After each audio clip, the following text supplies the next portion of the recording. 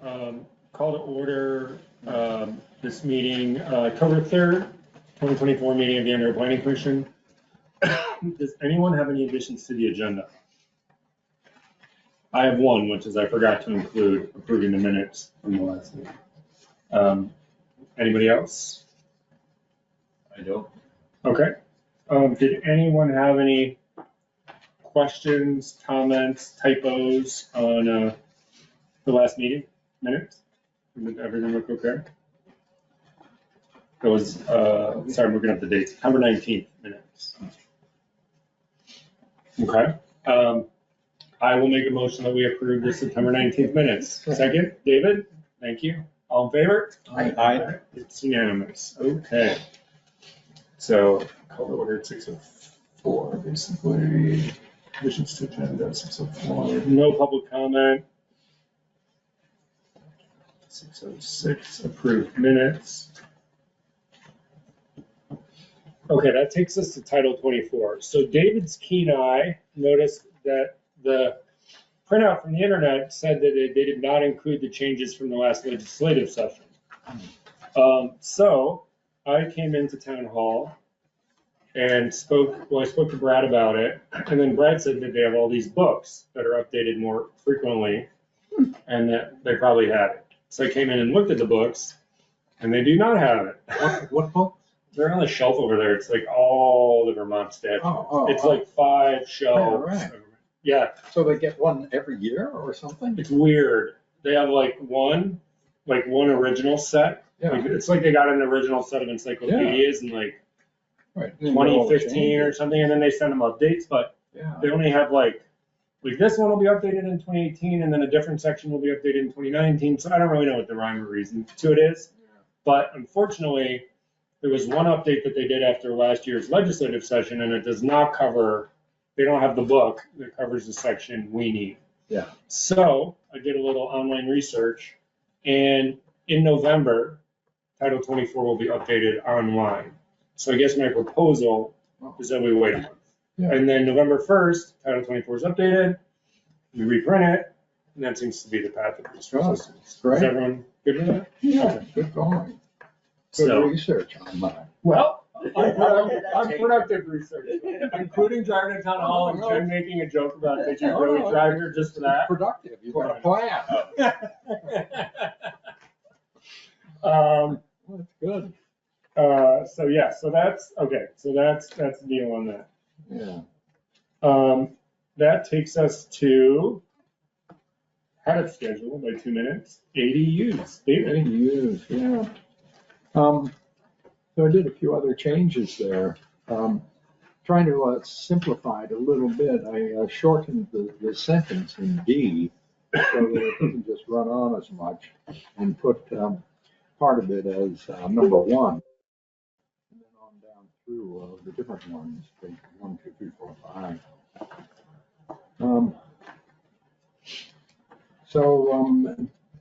Do you want me to read that, or? Yeah, sure, if you don't mind, maybe particularly because Jeff doesn't have it in front of him presumably. So. Yeah, okay. So we've already been through the pertinent structures, so I'll just go to B, accessory dwelling unit, which I did some changes on. So in accordance with 24 VSA 4412, one accessory dwelling unit located within or attached to the principal single-family dwelling or within a structure appurtenant to the principal single-family dwelling is allowed as a permitted use subject to the following. 1, the same review dimensional or other controls as required for a single-family dwelling unit. Do you want me to just stop along the way and see if everything looks okay? I just want to read that again, the same review dimensional. So I did have that number 1 as part of the sentence before. So what does that actually mean? The same review dimensional? And other controls as required for a single-family dwelling. That's it. It basically falls under the same regulations as a single-family dwelling. Okay, But we did talk about the setbacks. Yeah, right, Yep, that's okay. number 5. Oh, okay, for, thank you, sorry. Yeah. But that's, yeah, the exception, basically. So, want me to go on now? Yeah. Okay, 2. The owner or a member of the owner's family must occupy one of the dwellings, except in the following case. The owner or member of the owner's family is compelled to vacate the property or dies, in which case the occupancy requirement is waived for 24 months. However, it may be extended an additional 24 months by providing written notification to the zoning administrator. Any questions about that? Or this is as it was, basically. Was that already in the? Yeah, this is how we passed it a year ago, basically. But here we are again, so. If there's any new thoughts on that. Nope. Okay. Okay, 3, the property has sufficient water and wastewater capacity to serve both the principal and accessory dwelling unit, as documented by a wastewater and potable water supply permit issued by the state. Okay, Mm-hmm. getting the permit is the only thing that might, cause people to pause a bit. But that's there anyway. Okay. Okay, 4. The accessory dwelling unit does not exceed 30% of the total habitable floor area of the principal single-family dwelling, or 1,000 square feet, whichever is greater. This is what we haggled over this quite a bit, and this is what we came down to. Yeah, it's good. Mentioned. Okay, number 5. This deals with that point, Roy, that you were thinking of. Yeah, okay. If the accessory dwelling unit is to be within an appurtenant structure, all of the above is required except the regulatory setbacks for appurtenant structures apply. Okay. Okay? Yeah. Mm-hmm. Is that clear, basically? Or it says, no, it says except the regulatory setbacks for appurtenant structures apply. It's not as facile as I would like it, but I haven't been able to think of something. I guess it's not totally clear because in number 1, you say the dimensional. It says except. Oh, wait a minute. Wait a second. All of the above is required except. Oh, okay. Yep. And it's a Yep. if, if the accessory dwelling unit is to be within. That's good. Yeah. I have a question, David, Yes. which I should have answered to. Sure.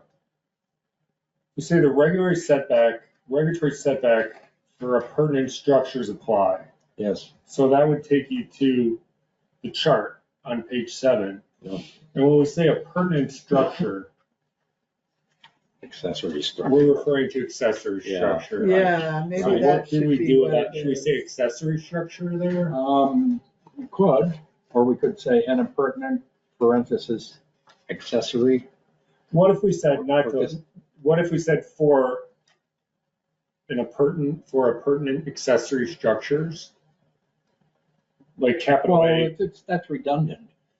Yeah, my only concern is Yeah. if you look at the chart on page 7, I think Yes. we have to use the word accessory. Okay, so if we put it in parentheses, that would cover it. That would say, yes, we're dealing with accessory structure. Well, I think accessory is a defined term though, capital A defined term, right? Yeah, and we went through some revised definitions to cover appurtenant structure and accessory structures. That's why I think we have to use the term accessory structure, capital A, capital S, to refer back to it, Well, unfortunately. Yeah, Or we because, put another line in that chart that's for accessory dwelling units. Or we could do that, and that's another alternative. Yeah. So that would be clearest. well, within the language at B, you already say that it's an appurtenant structure. Yeah, So number 5 can just say within an accessory structure rather than use the word appurtenant, yeah. right? Yeah, Maybe we should just get rid of the word appurtenant all the way through. It seems to be just causing Yeah, confusion, basically. We're trying to get away from the confusion of saying accessory structure with accessory dwelling unit. Yeah. People were thinking of the same thing. yeah, They're equal. Yeah. But, Unfortunately, maybe we'll just get rid of appurtenant structures and use accessory structures and go with that and okay. let people. Yeah, so it would say accessory dwelling unit, use the same setbacks as an accessory structure. Yeah. Okay. Yeah, take out appurtenant wherever it is. He's so David, He's so tired of this. I can tell. David, I hate to ask you this, but are you gonna do one more revised? Yeah. Alright. You're not gonna know what to do with your time. He was so close. He's not gonna know what But to I do with already his had another problem to come Oh, back no. with you. So What's that? time. the very last line, the D, additional requirements. And that leads to so on, and I gotta go over that too anyway. All right, we'll get rid of appurtenant structures, and I'll Okay. clear up the other issue also at the same time. Thank you, David. Yeah, that's okay. We'll get rid of that. We'll get rid of the definition of it. We'll just get rid of it. Okay. Okay. So we continue down to C. Yep. Okay. Non-conforming structure, there's that word again, accessory to the principal single-family dwelling.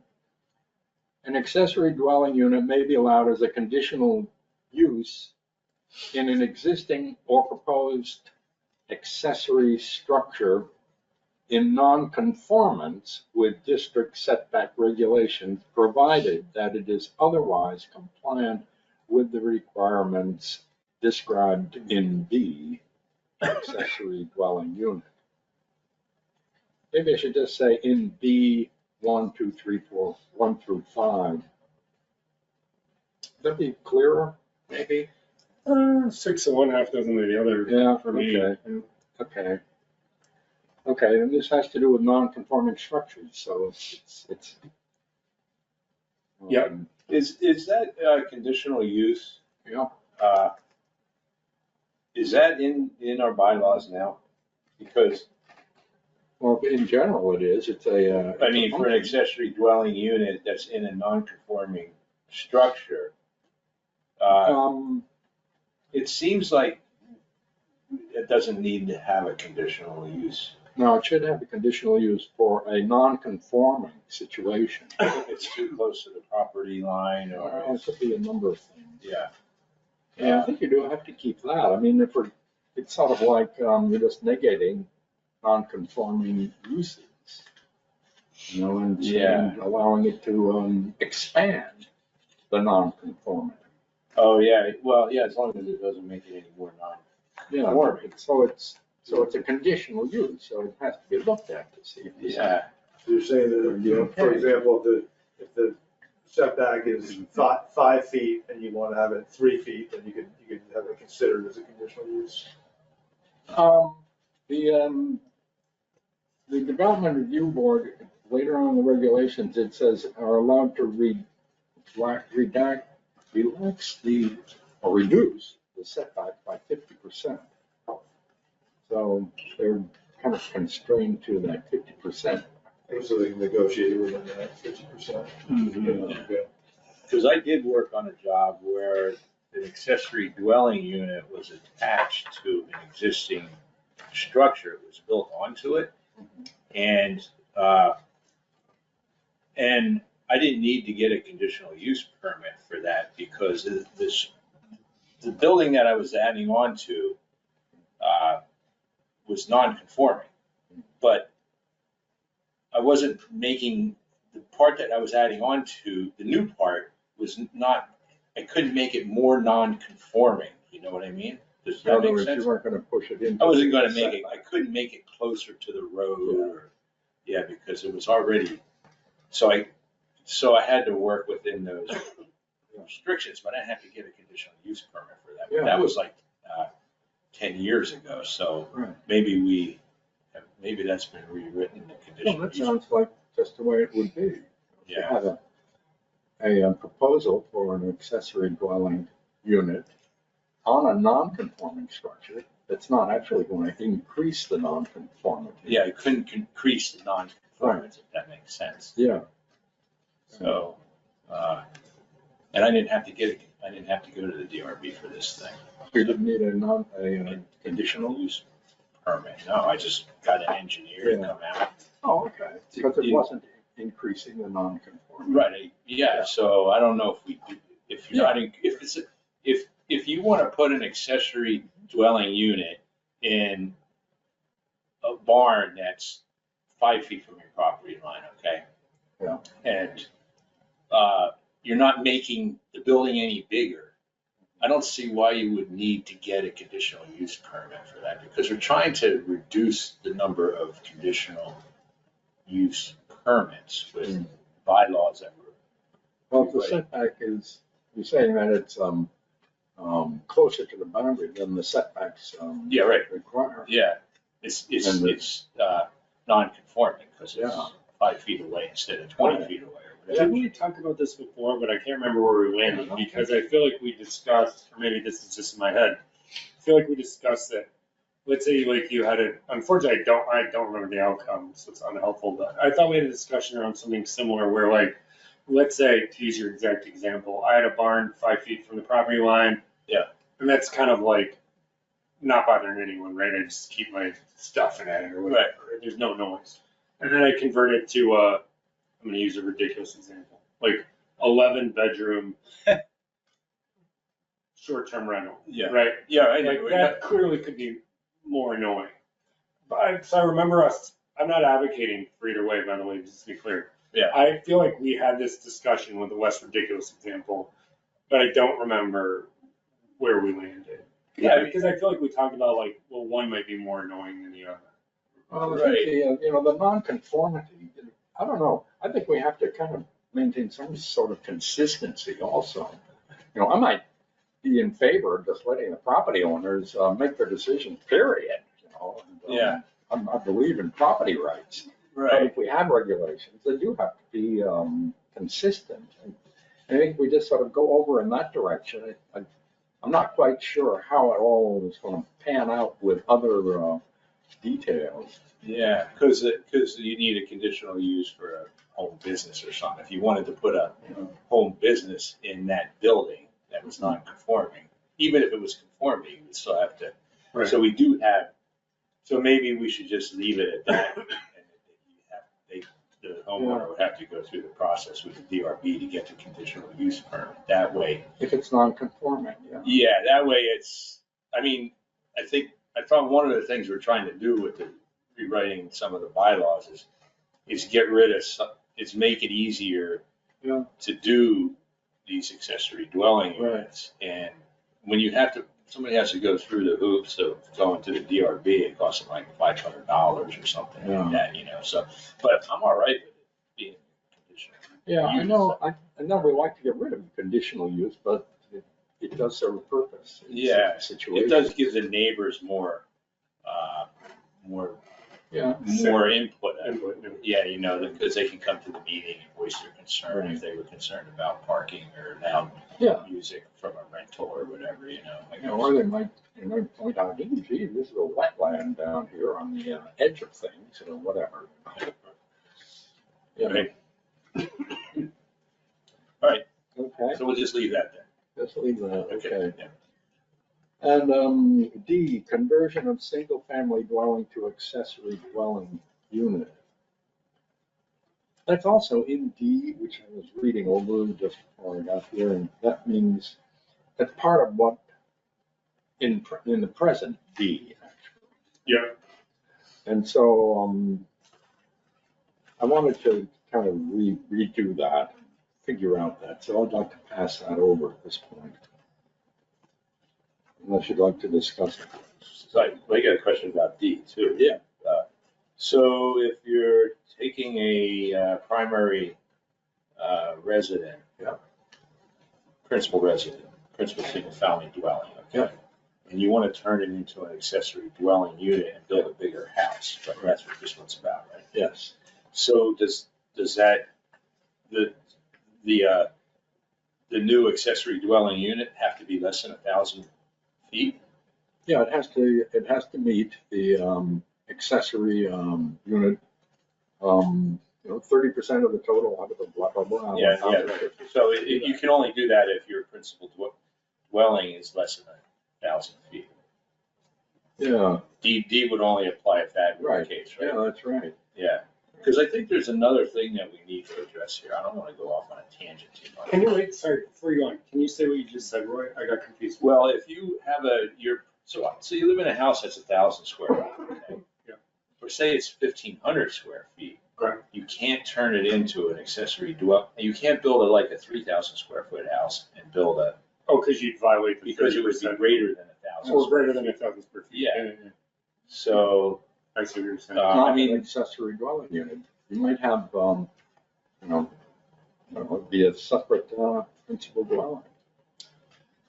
the set of different, do what now? It would be a separate principal dwelling. It'd be Yeah, but two. now you can have a duplex. Yeah, And this is something that we need to clarify too, which is just, Isn't a duplex one building or no? Yes. a duplex has to be one building, Yes, right? it is. It's one Okay. building. All right, you Right. can't have two houses. You can't have two houses. Right. All right. You missed your call. Have to be connected. You should have been a lobbyist. What do you mean it's a duplex? There's two of them. Two units, yeah. What's that? It have to be connected in some way. There's your loophole. What's the difference between a duplex and an accessory dwelling in an existing home? Can you What's have the it, difference between a duplex and an attached accessory dwelling? Yeah, A nothing. duplex has a slightly more onerous review process. Yeah, the accessory dwelling unit gets, is a little easier to go through. But so then I functionally, can't point to something specific though. you landed the same place though, right? So you should just do the ADU versus trying to get the duplex So license. then you have Yeah. a bigger space in a duplex and the Oh, limitation of the good Right. point, 30%. good point, good point, good point. yeah, that's true. Now, the connection between the two units, basically, what do you have? You have a cement walkway that's 500 Porch or feet something. long? Yeah. Or something like that? Mhm. I guess that technically falls under a commercial building too, so it's a state jurisdiction, right? What's that? It would technically fall under the state's jurisdiction because it would have to have fire safety as a commercial building. Oh, the duplex? Right. Huh. And proper fire separation and. 'Cause it's inspection two by separate It'd be owners. like a condominium, yeah. It's, that's not as, the regulations, with the duplex, and then when you get up to 3 units or more than 3 units, I think get a lot more onerous. When you get up to 3 or 4 units. Yeah. But, of course, fire regulations wouldn't be a problem with 2 buildings with a 1,000-foot connecting bridged over walkway. What if the primary dwelling is 1,500 feet but you're gonna build a new 10,000 square foot home? And 1,500 is only 15%. But it's 1,000 feet. Oh, wait a minute. Yeah, 1,000 But feet. 1,000 feet is, can't be more than 1,000. No, it's whichever's 30% is greater, greater. 30% or 1,000 feet. Oh, there So you in go. Bart's example, you could build a 3,000 square 30%. foot. Yeah, right, does not exceed, you're right. Oh, okay. You're right. Yeah, I remember us having this debate. Basically, the larger your single family residence, Yeah. the bigger you can go in the ADU. Right. Yeah. So to do your example, you would have to Yeah, so if you had a 1,500 square foot house you wanted to do this with, you would have to do the math and figure out how big your primary residence would have to be to pull it off, right? Yeah, 3,000 or 10,000 square foot primary dwelling, got a 3,000 Yeah. square foot accessory dwelling. Yes, I guess if you had a 1,500, you'd need a 5,000 square foot. You'd have to build a 5,000 square foot house to pull it off. I dealt with a builder down in southern Vermont who at the time was building an 8,000 square foot guest house on an estate on the ocean in Connecticut. Uh-huh. And I said, how big It's amazing. is the main house? The guest house had a swimming pool inside it. And he said, oh, it's a lot bigger than that. And he wouldn't tell me how big it was. We haven't done it in town yet. There may be a few over the mountain. Those people have places in Vermont too, you know. Oh, yeah. Right, like a gatehouse that's, Yeah. whatever. Yeah. So, okay, any, how does that, did that, pan out okay, or we Yeah. move on? Shared driveway and parking. Shared driveway, access to public or private road or right of way, and adequate on-site parking spaces as required under section 3.13 shall be provided for all dwelling units unless otherwise waived by the Development Review Board under section 505. So it seems fairly straightforward to me. Mhm. Allows for some flexibility. I have a question that's related. Sorry to go off track, but and maybe I missed this change before, but I thought duplexes under these new rules, duplexes could not be subject to any more harsh review than a single family, right? Or is that only if you're on town water or town No. sewer? I I don't know. don't know. Well, But you need to have adequate water and sewage. wastewater and sewer. Yeah, with a state permit. Yeah. So- Oh, it's less about your changes, and your changes made me think about the chart on page 7. When we get the new Title 24, we'll have to look at that. Because right now, our duplexes are permitted, but with site plan review. I wonder if that's legal. Legal? Yeah, I With the thought the state? state passed a rule that said anywhere you can put a single family home, you can put a duplex. Yeah. But I might be wrong. Oh, you mean require? Yeah, like you can't keep someone from building a duplex if they could build a single family. Yeah, I think maybe you're right. I'm not sure about It the language. feels vaguely familiar, but Yeah. we'll look at it when we're. Maybe part of their attempts to increase housing. Yeah. Uh, Well, does anyone have any other comment? This is great, David, thank you. Okay, Yeah. well, we've got the re-lettering of the things down there. Yep. Over present section D, and I'll go over it all again, and we'll have another. Yeah, then we'll finalize it next Yeah. week. Yeah, we'll finalize it next week, or in December sometime. This is our plan to keep David on the planning commission because we like him, or let him resign. We're just gonna keep working on ADUs for years. All right, thank you, David. Yes. So that takes us not too far behind to Sandy with the natural resources inventory. Can you share my screen? I don't know if I can share yours. Well, could you plug in your, You can share, you can get me share. oh, okay. You You know how do, to do it? do you know how to do it? Fix- Go for it.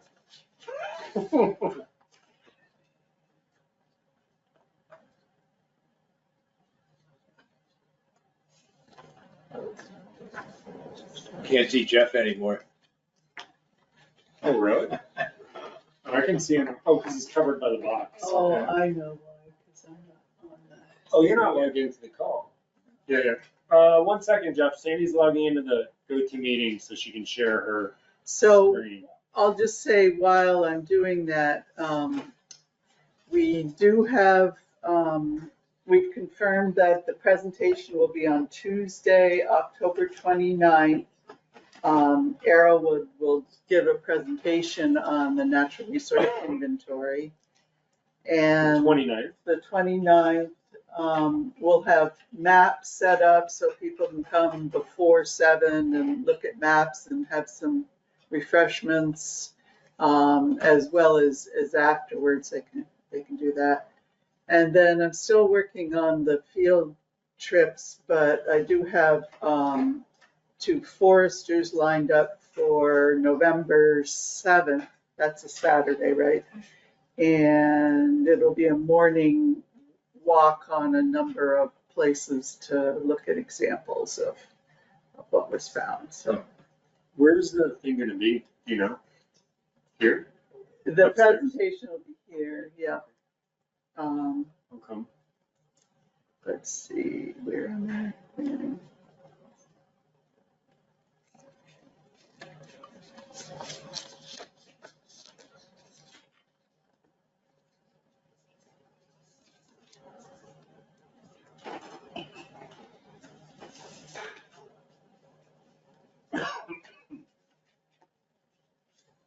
Would that be at the select board meeting or would that be a separate presentation? That's a separate presentation, right?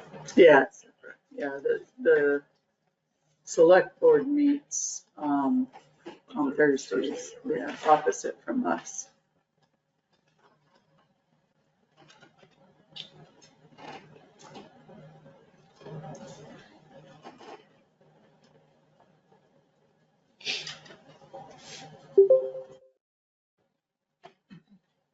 Okay.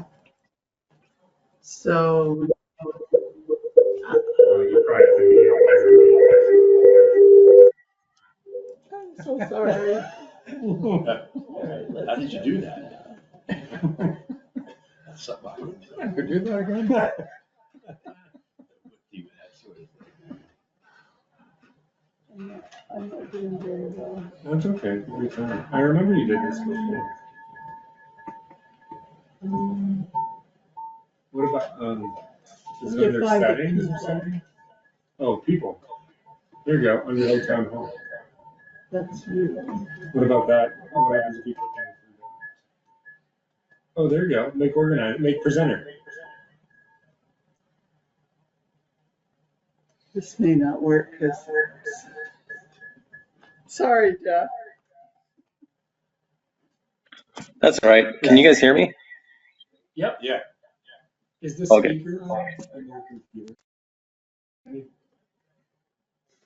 Oh, looks like something's happening. Volume. I Go. can't see. I see. Thought I'd done that. Oh, no, it's not all the way down. Yeah. I can see you presenting something here. Does that help? I think Yeah, so. there's no Yeah, reverb anymore. Okay. See if I can make it bigger. What I wanted to do was just show you how you can do this at home, so you can investigate it yourself. Did I send you all the link and the report? I didn't do that, did I? I don't think so. But we can look at this online now. Yeah. Okay, cool. So, Arrowwood has, on their website, they created this, which I just screwed up.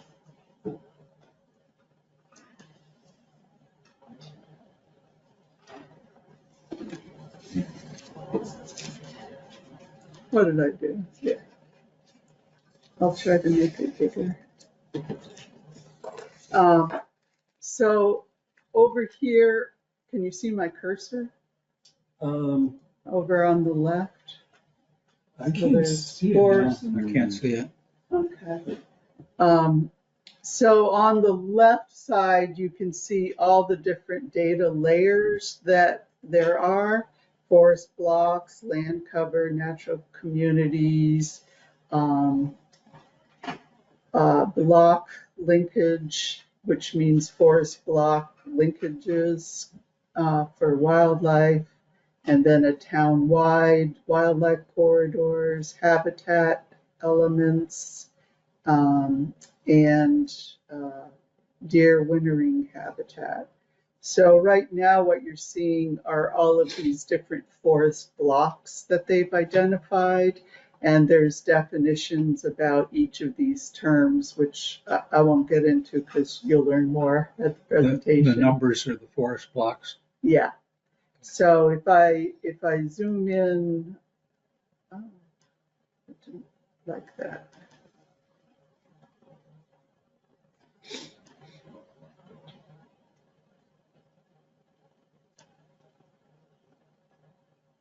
Can you see that? Is that zooming in? No. There's a delay, I think. No? I don't think so. It's weird, it's zooming in your computer. Can you do it? Can I do it? It looks like it. I'm zooming in, but it's not, it's also cutting off Yeah. part of it. It's not actually, I think it's just making like the image bigger. So this isn't really going to work very well, but anyways, this is how you do it. And if I was to point to one block, see, it's not doing any of the things that it usually does.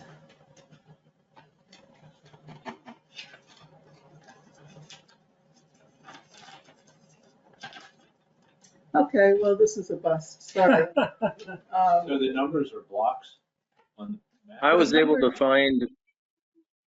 find it online, so I'm kind of navigating on it on my own over here. So Yeah, you're probably doing better than I am. When you point to one of the blocks, you should get a drop-down menu that says how many acres, how many miles of stream are in that particular block, and all kinds of information like that. Oh. So I guess what I'll say is you can go online and explore it yourself. So you'll send the link around? I'll send the link around, Cool. and I should have had Amanda print these, but I have 3 copies of the actual report. I know you want to print it rather than online, but it's online We too. could photocopy one if someone, does anyone want a paper copy? to It's take home? color. Oh, Does it I don't photocopy color? I don't know. We Okay. could stick I'll to work that. on that. Yeah, okay. All right, that's all I have to say. Okay, so the main, yeah, it looks cool. It really is fun to look at your area that you know a lot, and yeah. So I guess the main takeaway is to try to go to, well, 1, to mess around with this, but 2 is like, if you can, to try to go to this thing on October 20th. I would really encourage you to, because they're really knowledgeable, and you'll understand a lot better what it all means and how we might be able to use it in our work. That would be my takeaway. And what time is it on the 29th? It's at 7, yeah. It'll probably just be an hour long. Yeah, but and if you get to play with it ahead of time, then when they're talking about it, you'll be able to understand a little bit more about how it might be used. So that's what I have. Thank you. So this is Appendix 2, Phase 2 methodology. This, well, then, Did I give you the wrong one? I don't know, it's just, I'm not sure what. This is phase 1 and phase 2. Oh, Why is this? Oh. that one has more pages than this one. I might have opened it up already and messed with the pages.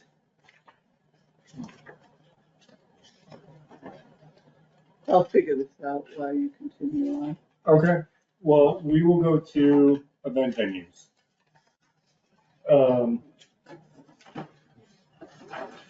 6:45.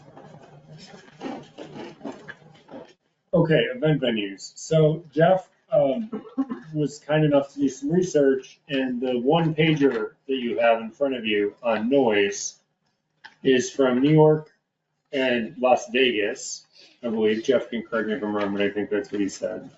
With the way that they deal with obviously, New York and Las Vegas are huge cities, but it's at least a framework of how they think about it, which I found interesting because if you then look at, and I didn't print this, I didn't ask Amanda to print this for this reason, but if you look at the nuisance ordinance, which we also had printed, and you look right on the first page, it has excessive noise, and it lists specific levels, and then below it says between the hours of 11 and 6 a.m., it can only be 2/3 of the number that's listed above. So that got me wondering, I guess, two things. One, would we want our own noise limit using maybe like this metric of these numbers and then nighttime and daytime or whatever? Or would we want to refer back to the Town of Underhill nuisance ordinance, which I didn't even know we had until Brad told me about it. I have to admit, like, the main thing is I'm just having a very difficult time on a practical level, like understanding how loud this stuff actually is. I find it very difficult to. In demonstration. Yeah, you yell. Like, what is 40 decibels? And then Underhill breaks it down too into octaves. So if it's like at a higher octave, then the number is lower. So you can't have like a shrieking noise at the same level as you could a non-shrieking. So you're just. So I don't know, I guess I'm kind of wanting people's thoughts if you think we should do our own with some sort of AM PM limit, or should we refer to Underhill's nuisance ordinance, which is extremely detail oriented on excessive noise. Well, As that you came can in 2002, Stan Hamlet, I think. Oh, my gosh. Together with Peter Brooks. And, read it. I'm with you. I mean, I have some idea what decibels mean, but octave band, not a clue. Yeah, Yeah. I mean, how do you feel about whoever has the best sense of this, I mean, that is like, just ignoring the octave band, like decibels, do we think like, we just pick the middle? Like is 52 or 46 decibels? Like, is that, I guess 2/3 of that because it would be at night. So is like 35 decibels, like a reasonable number for an event venue at 6 at night? Yeah, and I think we can ignore the octave range because that's talking about specific kind of businesses or something that might have shrieking noises Right. or Yeah. bass noises or something, Yeah. you know, but an event is going to be a mix of everything. Well, and is 11 PM okay, or would we want to refer to the ordinance that say, hey, everything in the nuisance, I know I wouldn't write it this way, but everything in the nuisance ordinance except it starts at 10. Like, is everyone good with 11 or like, I don't know. I just wanted to have a conversation around this. It seems like the main open item. So. Art? Not to put you on the spot. What do you think? Yeah, I'm not too concerned about noise until 10 or 11. Yep. And because people are up. And we've already talked about you have to be 500 feet away from the nearest home. Mm-hmm. So I don't think noise is going to be a problem unless you get a rock band that just cranks it up and it's got a jillion speakers and half the town hears the band. Okay. So would you refer back to the nuisance ordinance, you think? Yeah, well, It's so specific. what's a chainsaw? 100 to 120 decibels? The construction generator is 60. A construction generator is 60 Yeah, decibels? like the cheap. Yeah, yeah. They're pretty quiet, That's pretty loud. is that loud? I mean, when you can tell when when there's a power outage, you can, Yeah, you you can go hear a outside, you generator from across the street. But that's like 60 decibels when you're standing right next to it. Next to it, yeah. Yeah, I can hardly hear my Oh, neighbors. Yeah. Guys, oh, Go ahead, Jeff. so can you hear me? Oh, yeah. Yeah. So I have a chart one that has kind of a list of things, but actually yesterday we were at Lowe's looking at appliances, and I thought it was like a crazy listing, but the dishwashers were listed at 50 decibels, and I thought, wow, that seems pretty loud, but they're advertising it like that's pretty quiet. This says that normal conversation in dishwashers are 60 decibels, according to this chart. Oh, wow. Huh. But I don't know what that, again, like I don't know what that does with, like you mentioned, octaves and all that kind of stuff. So I mean, even at the most liberal one, the most decibels that are allowed are 72. yeah, It so sounds this like says, it's pretty tight. yeah, loud hits at 70. So it says police siren, a noisy restaurant is 80. Motorcycles, hand dryers is 100. Thunder concerts, jet plane is 120. Fireworks, gunshot is 140. Wow. So what was the police siren? 80? Yes. It feels like the nuisance ordinance is pretty tight, using Yeah. what Jeff just said. Well, Yeah. after 11 o'clock, right? Well, no, Two-thirds. it's 2/3 after 11, then it's really tight. It's Yeah. measured at the boundary of the property. It's too. measured at the boundary, yeah. Yeah, but should it be measured at the residence? If the Yeah. residence is 600 feet and the boundary's 200 feet. This chart's from a hearing aid company, so just to put that in perspective. So I would assume it's somewhat accurate considering they're selling hearing aids. Yeah, I don't think it should be at the house. It should be at the boundary. At That's the where, boundary. yeah, Yeah, okay. So it's- right. yeah, I mean, it's almost, yeah, it's almost like two layers of, because we have the 500 feet, and then if the measurement's at the property boundary, then like it's gonna be even quieter at the neighbor's house. Yeah. I don't I know. don't know if you want us to read through this and then come. Well, we're about to read through this thing for an unrelated reason. I didn't bring this, I didn't think of this on my own, I can't take credit for it. Brad told me about it in connection with the Sawmill stuff. So, although maybe as we're going through it for the Sawmill stuff, I didn't see anything else that might apply to event venues except for maybe objectionable lighting, but I don't think realistically that's gonna happen. Nothing else except noise really seemed to apply. But if you disagree as we go through it, please. All right. All right, so it sounds like I'm gonna clean up event venues, which I needed to touch on the churches and not-for-profits thing, which I didn't do yet because I wanted to get the noise thing done and do them both at the same time. So I'll refer to noise in the nuisance ordinance, and I'll try to get the church not-for-profit thing figured out, and then we'll look at it. Okay. Let me make a note. Noise and nuisance ordinance.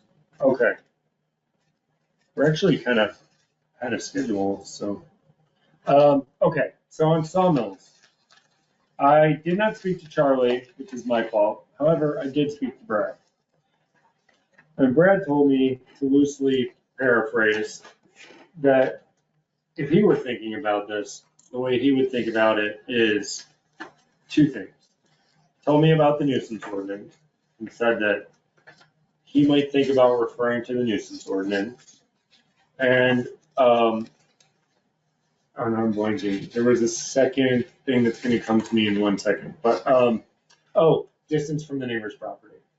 Having a number, not unlike event venues, like, it has to be X feet from the neighbor's property. So, he wasn't saying that's how he thought we should do it, or that's the only way to do it, or he was just saying, yeah, I've been thinking about this for a bit, sort of living through it, and the two things that occur to me are, if you guys did want to look at this, maybe you want to look at the nuisance ordinance and think about some sort of distance number from the neighbor's property. I will talk to Charlie before the next meeting, so I can give you his feedback too.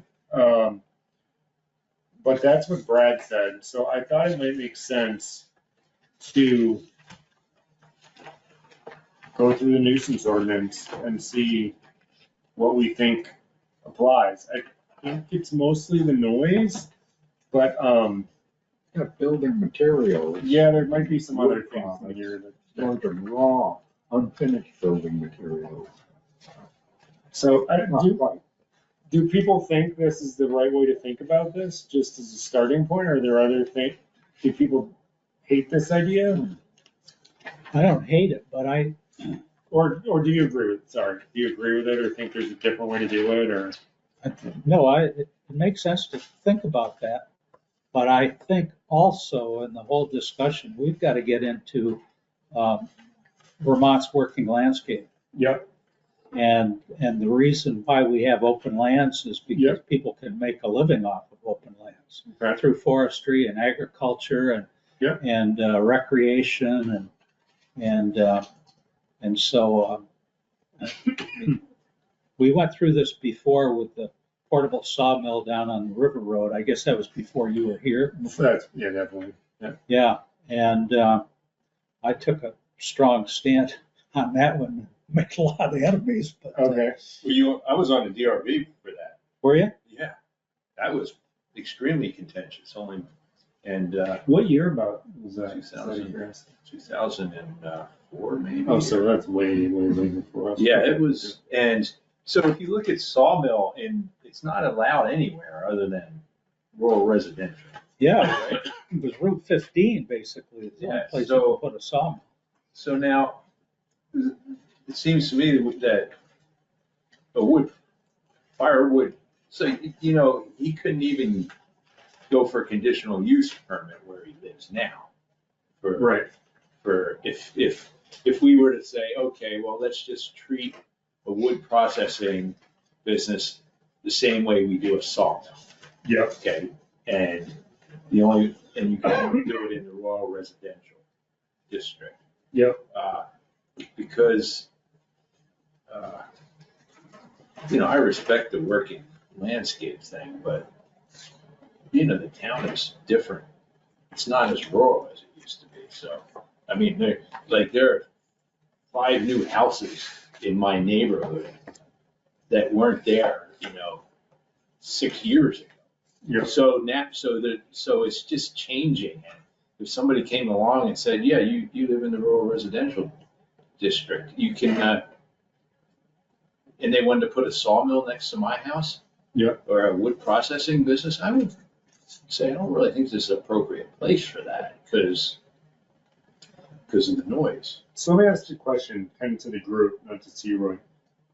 I'm just trying to maybe narrow or focus a tiny bit. I don't know if that's just fair way to put it. Does anyone disagree that having a sawmill in Underhill Flats or Underhill Centers not a good idea?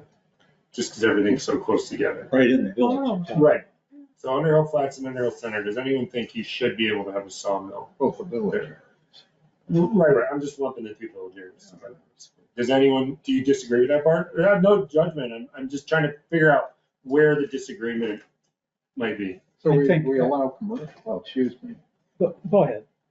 Well, I was gonna say, we allow commercial development in those areas. We do? And, Yeah. some kind of industry would be allowed in that area. Yep. And so, sawmill kind of fits that kind We had Green Mountain Lumber there Yeah. for 50 years or so. Okay. And, if your sawmill is indoors, it really cuts down on the noise. Yep. Okay. All right, so And you're, sawmills are a lot louder than a wood splitter. are a lot louder than what's Twitter, you said. Yeah. Yep. My only experience with sawmill, to be completely honest, is Gordon's, because it's right, I live pretty close, so I'm pretty familiar with, just seeing them do it, so. Yeah. Can you hear it from where you? I cannot hear it from where I live, so I'm like Yeah. a completely, I don't have like that personal experience or feedback with it. I couldn't hear it when it was on Pleasant Valley, and he's even further away now, so. I think it's because it's down where I know where he was right on Pleasant Valley Road on Tisbert's land. Yeah. But where did he move it? So, Back behind his house? yep, so I don't know exactly where it is by his house, because I've been to his house, but I haven't been up to see it. The sawmill, it's like, if you go up that driveway up to his house, it is somewhere, I don't know if you know, Tim, it is somewhere right there, like right next to his house. So you can see it now from the road then. You You can't see could it from not the see it road. from the road because the driveway, the way that driveway comes in, it's so windy Oh, that you can't see past, you can't even see the bridge that crosses the creek. It like goes in and immediately takes like a hard left and then takes a hard right and then, so yeah, you can't see that. Yeah. So this is a distance from the neighbors complaining. It's pretty close to, well, it's a little bit further from two, so I don't know the two neighbors who live on Pleasant Valley Lake personally. I don't know them. Or maybe it's two or three. Pam and Dave Sills are relatively close. I have zero idea the distance, but they would be the closest right there. Yeah, the closest. He gave out the dimensions in that DRB, but I don't remember what they were. Yeah, I watched the Pretty thing far. too, but I don't remember either. So the last survey that I saw, there are like 21% of residents in Underhill use firewood. Primary, secondary, backup, something like that. So to say we don't want it created here seems like a mismatch to me. We're a very rural town, so we should be able to accommodate some of that. And it isn't any more disturbing than this huge construction truck that's gone by my house every single day from 8 until 5 every day hauling gravel, right? Yeah. So, I'm with Bart on this. We have to figure out a way to accommodate, we don't have designated areas other than the villages that are, commercial, and so, yes, people are building homes and expecting it to be quiet. I'm not sure how we address that so that there's a way to be compatible. so do we treat it like a home industry, which is a conditional, so we could just not do anything and boot it and say, the DRB treated it like a sawmill, I think. If you, That's what it seemed like in there. yeah, and if you watch the meeting, but if you treat it, if you say, okay, firewood processing is a home industry, then it would be a conditional use permit throughout town. So that would be booting it back to the DRB, and we wouldn't have to, all we would have to do is change the bylaws and say, home industries to include firewood processing. Because I don't know if there's any clear, there's no, on here is, there's no firewood processing on this chart. Just have. Yeah, it's just the sawmill definition is like all we have, and it pretty much covers like anything relating to wood products, and so that's why they're throwing it into that. Okay, that's why it's a sawmill. Yeah. So if we could, so do we want to just leave it as is? And if it's a sawmill, you can only do it in the rural residential district? Or do we want to say,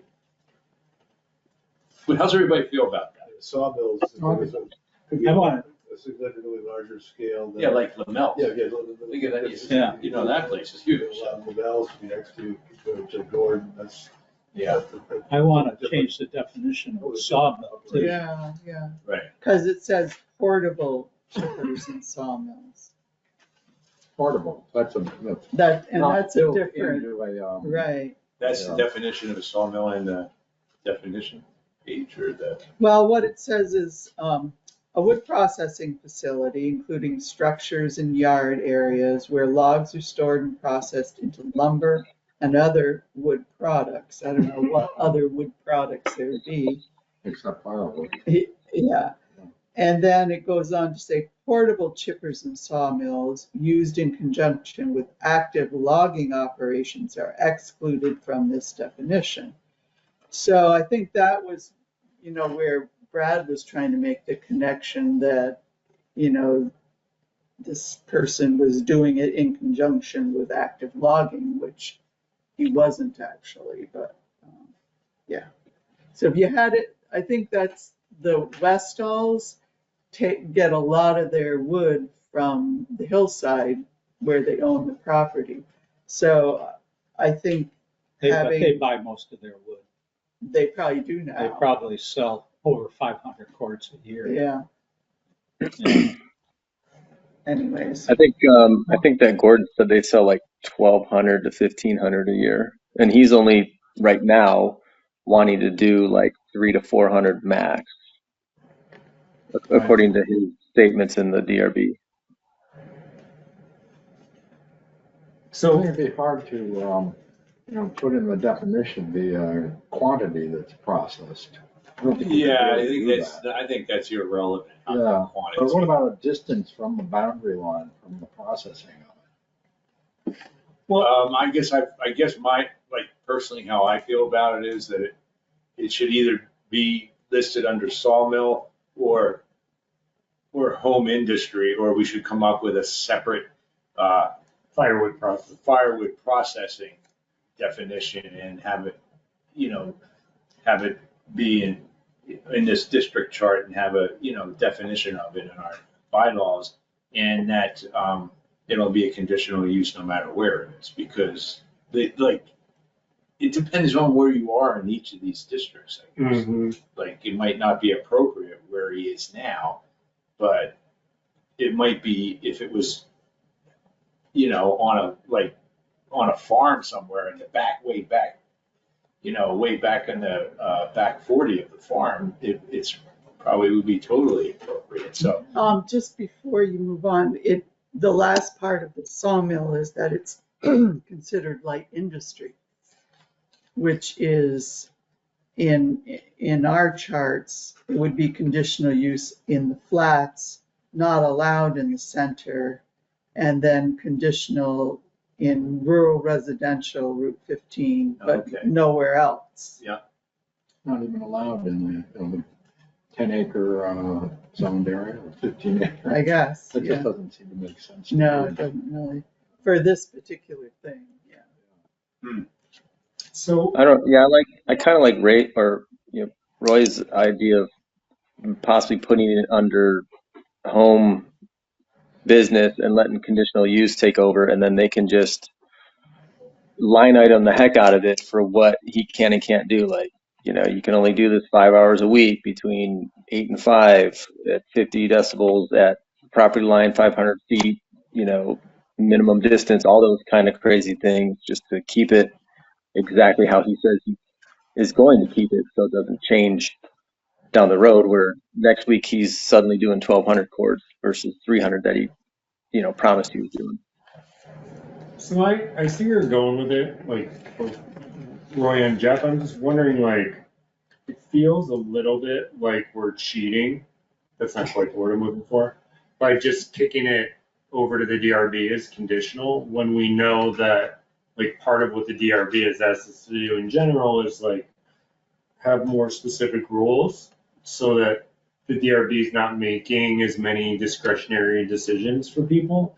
So I'm wondering if it's not the kind of thing where you say a sawmill doesn't include, I'm literally going off the top of my head here, a sawmill doesn't include firewood processing. Firewood processing is its own thing.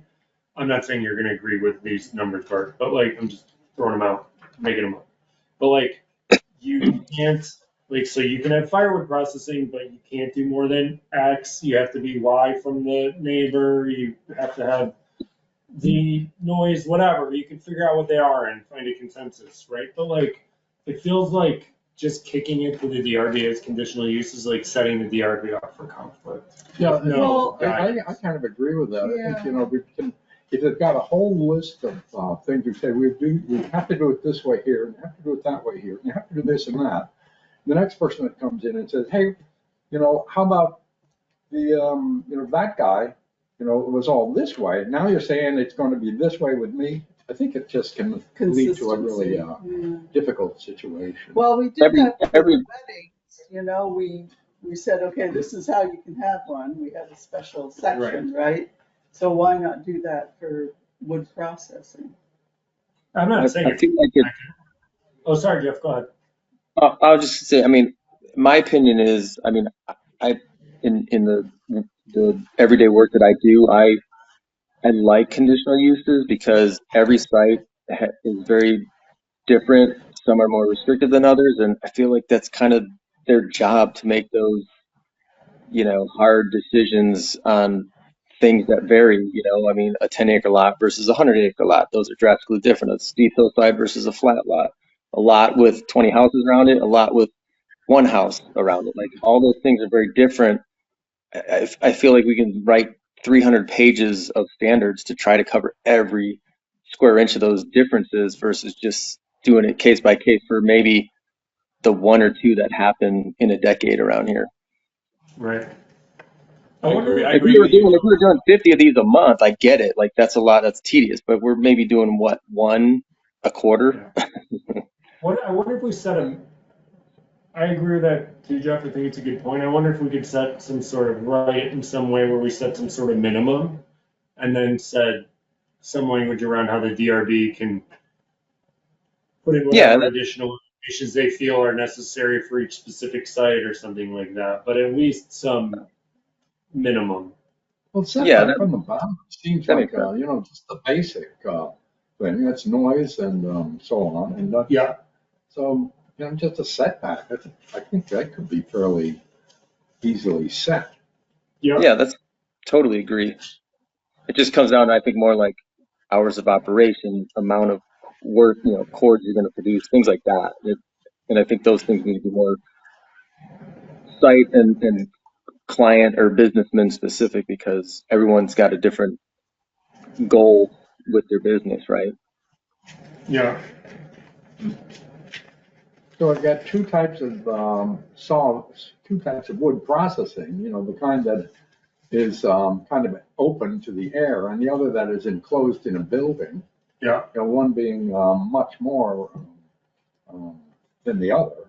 Yeah. So there are those two anyway. But so for the distance setback from the boundary, if we determine something there, it's going to be different than other setbacks, but I don't know exactly what it should be. Yeah, but think about a setback for something that makes noise. If you're on a farm field and there's a house that's 400 feet away and you have this machine that's making this noise and they hear it loud and clear, or you're 400 feet away and there's woods between the two of you and you can't even hardly hear it. So that's not that relevant, I don't think, to just come up with some arbitrary number. As a setback, you mean? Yeah. What about a minimum? What about a minimum setback though? Don't you think no matter what the situation is, I'm just gonna pick a ridiculous thing just to make the point. I don't know where the number is but don't you think you would definitely want it to be 50 feet away no matter what the topography is? I don't know. Maybe it should be 250. I'm not saying it should be 50, but I'm purposely picking a really low number, right? I don't think we can get into acoustics. You get some really weird acoustics in situations, running across a valley or something, somebody over on this side. Oh yeah, you can hear everything on the opposite side. I don't know how you can really get into acoustics. It's just going to be a nightmare. Right. And the number one issue is noise in this case. That's the only reason it was brought up. Probably if it was on the other end of the field, it would have been even mentioned it. Yeah. Would have been a problem. Yeah, it's definitely the noise. So, and also when you have a when you go in front of the DRB and the neighbors, if they don't want it, okay, and they're at that meeting, the DRB is going to listen to them and get a feel for what what's right and wrong in each situation. And they do a site visit. They'll go out and look at the site and say, that thing is too close to that house. We don't want it here. It's not going to happen. And there are, somebody like Gordon has avenues that he can go to environmental court if he wanted to, spend the money to try to get his permit. So, there's a process here, and it seems that conditional use is the simplest way to regulate it without coming up with any type of setback, because, I don't know, if you just drive by, you've driven by 100 times, right, where he had it. And it's right next to the red house and right across the street from that other house. And personally, if I lived in that red house, I would not want that there, especially if I worked at home all day long, to have to listen to that. So it didn't seem appropriate for that situation, but it's appropriate maybe up at his house where there's trees and it buffers the noise. Is it louder at your house now, or is it not as loud? I think it's more of an issue for his next door neighbors. Yeah. You're right there. You can hear it, and for me, it won't be enough to complain about. It's far enough away. Right. So we're probably like 1,000 feet away or something. Okay, yeah.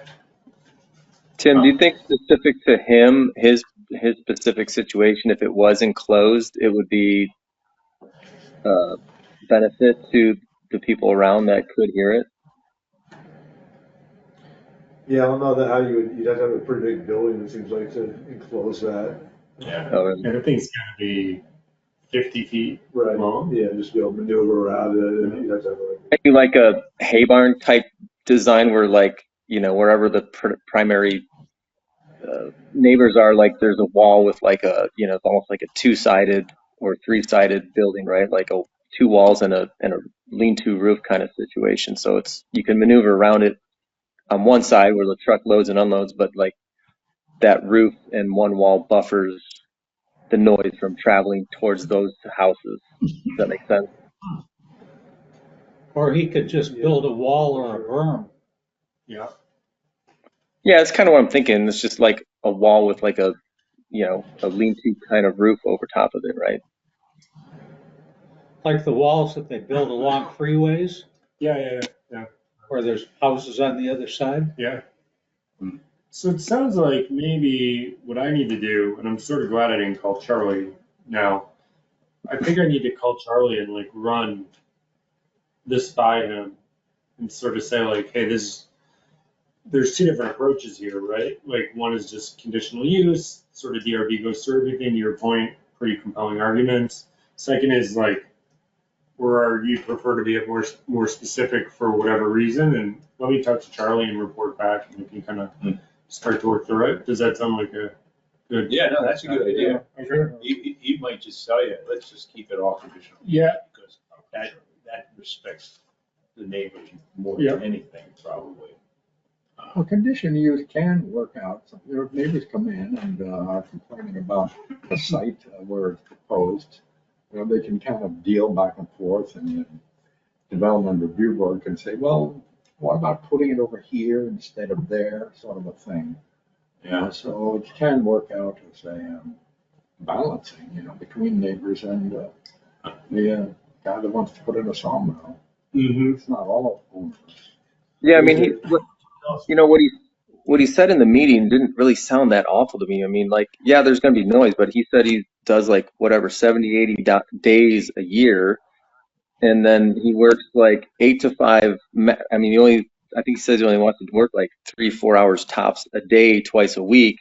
Between those hours, depending on what's happening with truckloads and this and that, it seems pretty reasonable to me. Like some people said, I don't think you can expect perfect 100%, tranquility anywhere. I can hear the range all the way over here where I live. I can hear trucks Jake breaking down the 15, which is a mile away. Like there's just going to be noises when there's 7 billion people on this planet. Yeah. I think you also would want to have just zones where you have certain uses that's more clear cut, or if you're if you're gonna have more commercial uses, it seems like it should be in more of a commercial zone versus a residential zone. All right, let me talk to Charlie about that. Okay. Changing the zones is, ooh. That would get the people out.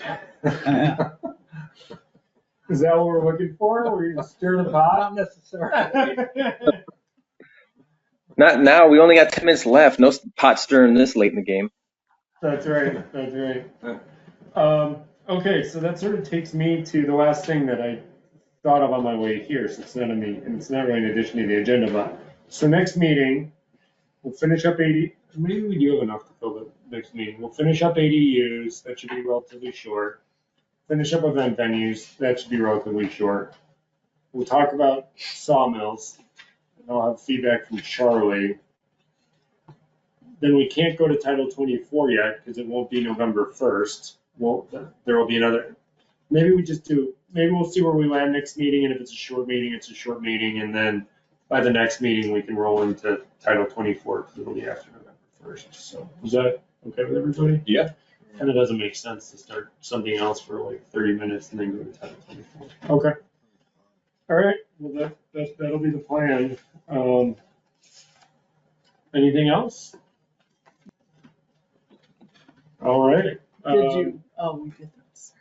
What's that? I just saw your minutes. Oh, I signed them. Oh, We did you did them, do and that? I remember to sign them, so thank you, Sandy. Can we get a motion to adjourn? So moved. Bart, David second, all in favor? Aye. Yep. Good job. Good night. All right. See you guys. Thanks.